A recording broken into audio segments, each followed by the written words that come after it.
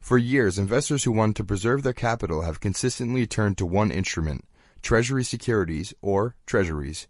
Treasury instruments such as T-bills, bonds, notes, and bond funds have been offering investors not just the stability they are looking for from their investments, but also the handsome returns to keep them afloat over inflation. To understand them better, just remember the difference between bills, notes, and bonds is the length until they mature. Treasury bills will mature in less than 12 months. Treasury notes carry terms of 2, 3, 5, and 10 years.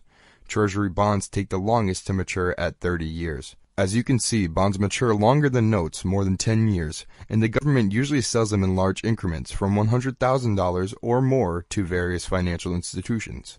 So what is a Treasury bond or a T-bond? By definition, Treasury bonds or T-bonds are long-term bonds that the U.S. Treasury Department issues. They typically mature in 10 to 30 years and have a $1,000 face value. The holder of T-bonds can expect to receive interest payments semi-annually. Their purpose is to help fill the gaps in the federal budget, regulate the nation's money supply, and administer the country's monetary policy. As the custodians of the country's coffers, the U.S. Treasury studies the market's risk and return conditions to effectively and efficiently raise capital and funds. T-bonds carry with them the backing of the full faith and credit of the U.S. government.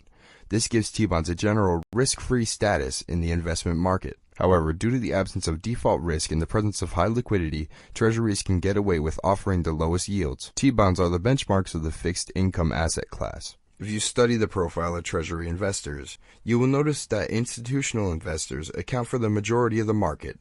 This does not mean, however, that individual investors cannot invest in T-bonds. They can easily purchase them if they want. Income from Treasuries is subject to federal taxes, but they are normally exempt from most state and local taxes.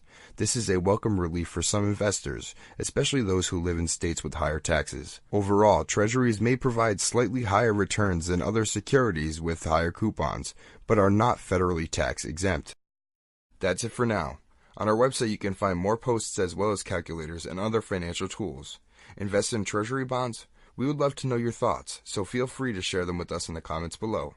I hope you enjoyed it, and don't forget to subscribe to our channel on YouTube to get more financial educative videos.